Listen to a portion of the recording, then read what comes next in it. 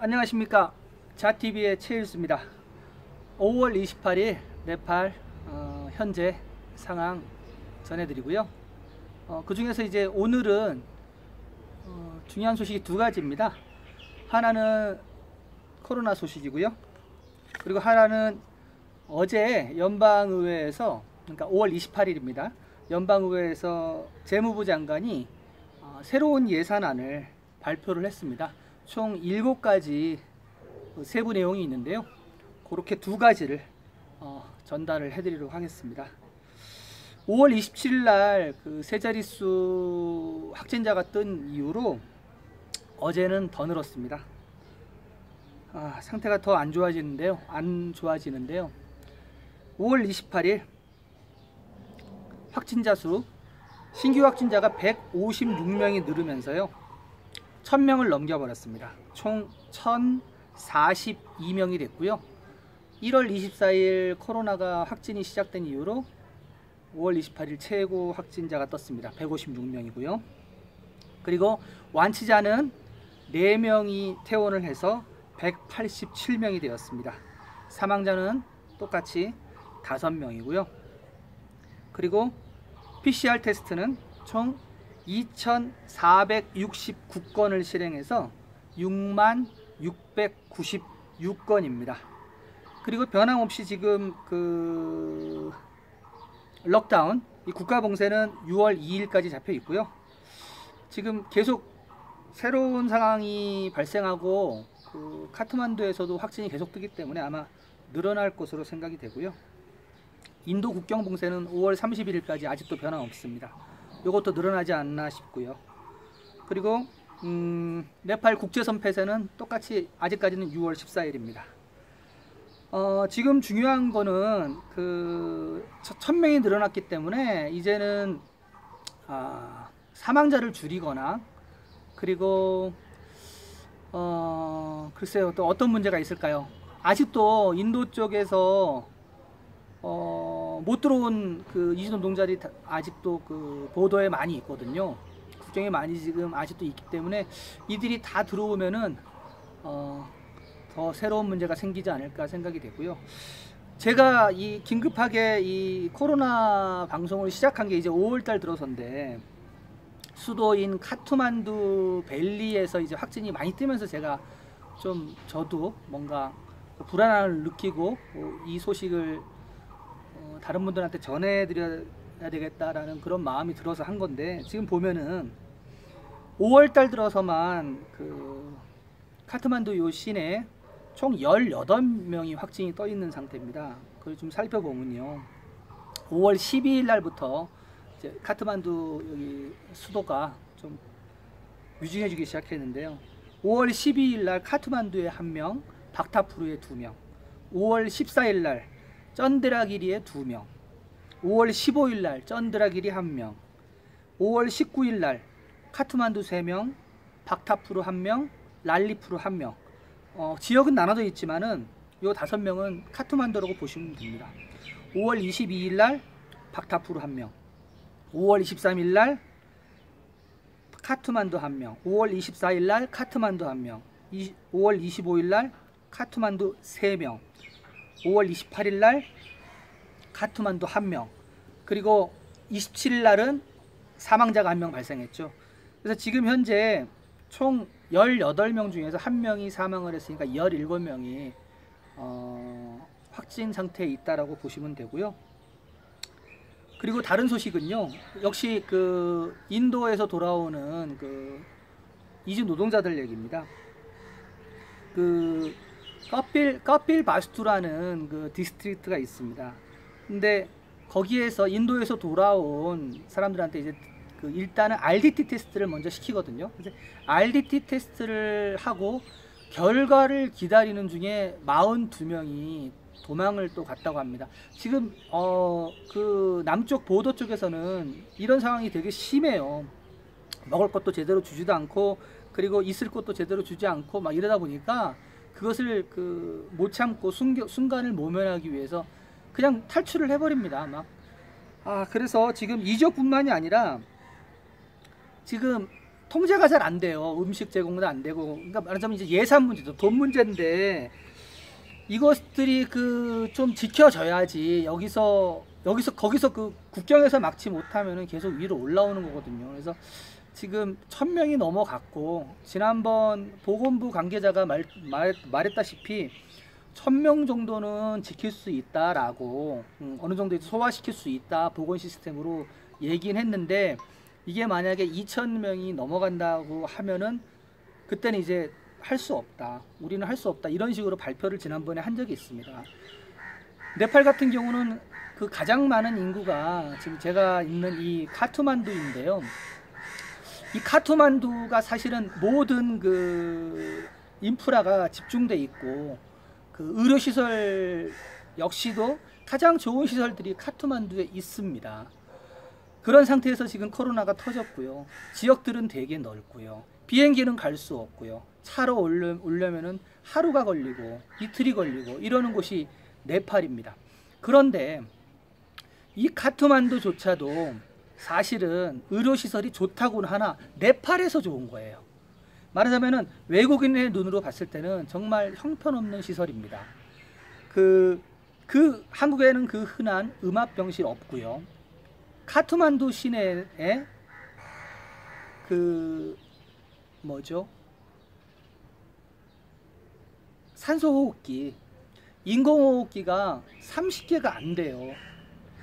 그러니까 이런 상황에서 지방에서 급해갖고 카트만두 왔는데 카트만두 와도 사실 별다른 게 없어요. 건물만 번지르하지 그 안에 있는 시설은 형편없다는 얘기입니다. 그래서 그 지금 1000명이 넘어갔는데 지금 두 자릿수를 이틀 연속 지금 하고 있어요. 그래서 이게 정말로 두 자릿수가 아니라 세 자릿수를 계속 하고 있는데 계속해서 이 세 자릿수가 그 확진이 뭐 오늘도 뜨고 내일도 뜨고 그런다 그러면은 2000명은 금방 될 것 같고요. 만약에 2000명이 되면은 그때부터 정말로 이 네팔에는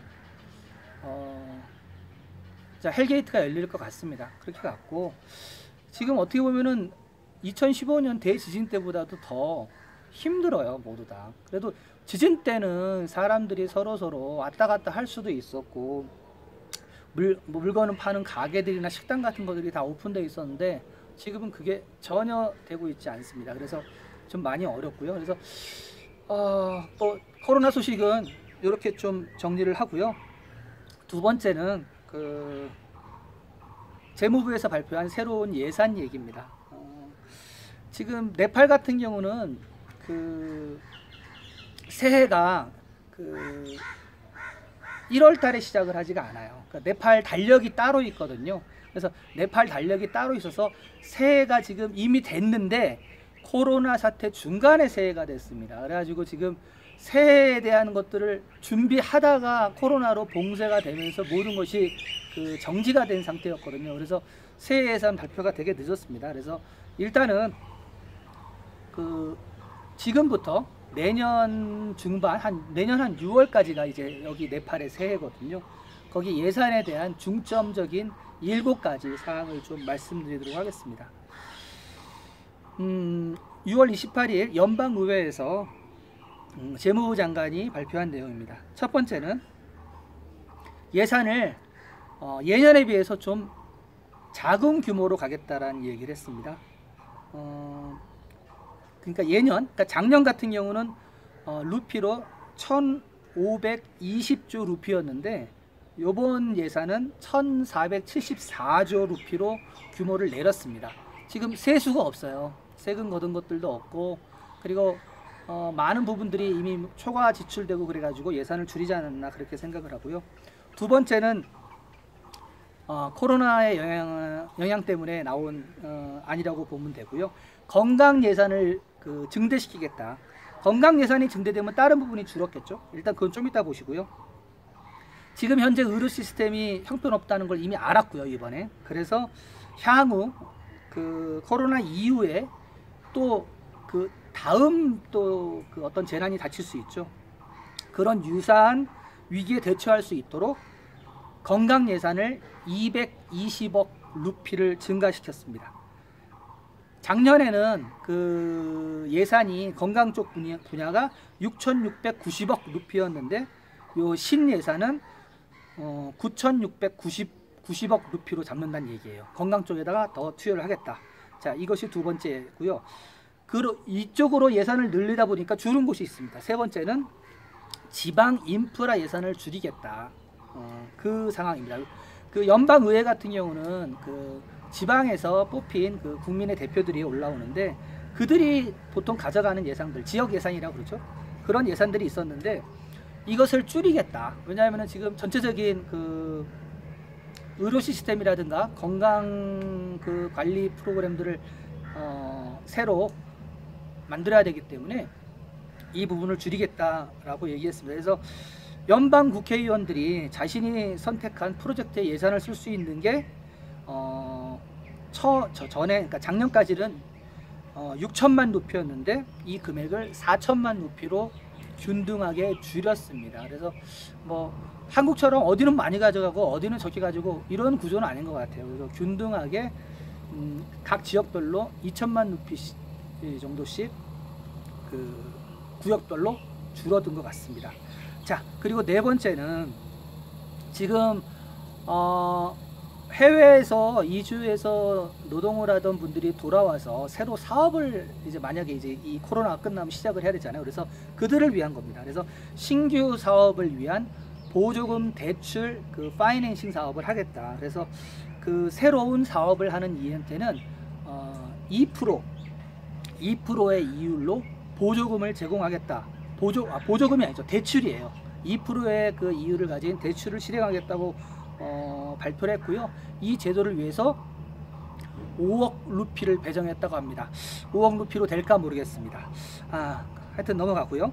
그리고 다섯 번째는 이주 노동자 송환에 대한 그 예산입니다.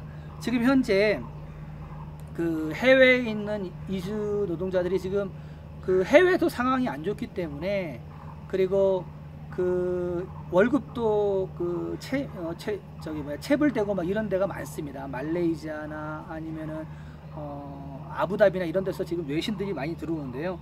그래서 이들을 본국으로 송환시키는, 제가 지난번에 말씀드렸던 그 25,000명 그거하고도 관련돼 있는 겁니다. 그래서 그것을 배정을 하는데 그들을 데려오는 예산은 이미 얘기가 됐으니까 그들을 데려오면은 다시 국내에서 네팔 내에서 다시 일을 할 수 있도록 직업훈련을 시킨다는 그 안을 갖고 있습니다. 그래서 75,000명에 대한 기술훈련 제공을 하겠다라는 예산을 지금 다섯 번째로 잡았는데요.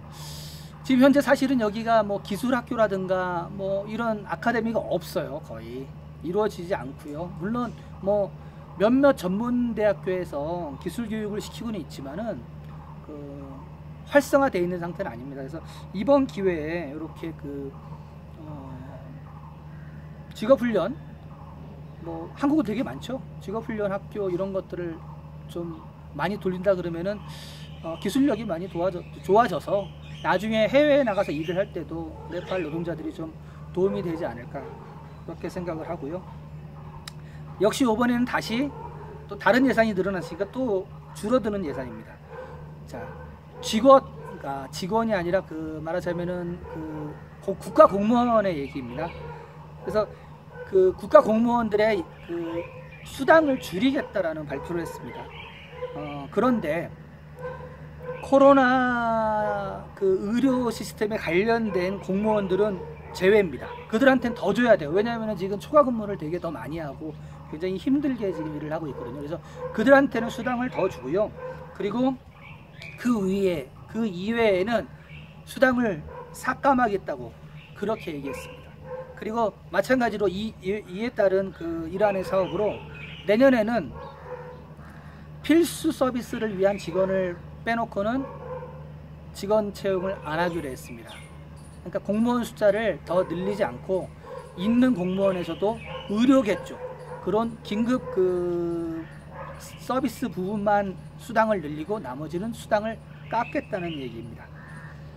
마지막 일곱 번째입니다. 인프라 관련 그 예산인데요. 이것은 뭐 매년 지속되는 예산입니다. 또 반복되는 얘기입니다. 지난번에 제가 말씀드렸던 룸비니 쪽 공항하고 포카라 쪽 공항, 그리고 그 지금 아래쪽 빌건지 쪽부터 지금 카트만두까지 오는 그 철도 노선을 만들고 있거든요. 그래서 그것을 지금 예산 뭐 금액들은 나와 있는데 대충 한 3가지 정도, 그리고 카트만두 트리브만 공항 그 수리라 그래요. 보수하는 것과, 그리고 또 동쪽에 하나 지금 새로 공항을 하나 만들고 있는데 니가드라는 곳에 공항을 만들고 있는데요. 거기에 관련된 예산을 갖다가 하겠다. 그래서 이렇게 총 7가지 방향으로 새 예산을 잡은 것을 5월 28일 날 재무부 장관이 연방의회에서 발표했습니다. 그래서 네팔 이제 뭐 3자리 확진이 지금 이틀 연속 떴는데요. 어떻게 될지 모르겠지만은 좀 네팔에 좀 관심을 가져주시고요. 한국은 뭐 이제 안정이 됐고 어느 정도 일상으로 돌아가 있고, 물론 뭐 아직 뭐 흔들리는 부분도 있곤 하긴 합니다만, 네팔은 지금 아직 언제 일상으로 돌아갈지 앞이 전혀 보이지 않는 상태입니다. 지속적으로 제가 그 방송할 수 있을 때까지 방송을 할 예정이니까요. 앞으로 계속 소식 받아보실 분들은 구독과 알림 설정 해 놓으시면은 매일 이맘때쯤 소식을 받아볼 수 있을 것입니다. 자, 건강하십시오. 감사합니다.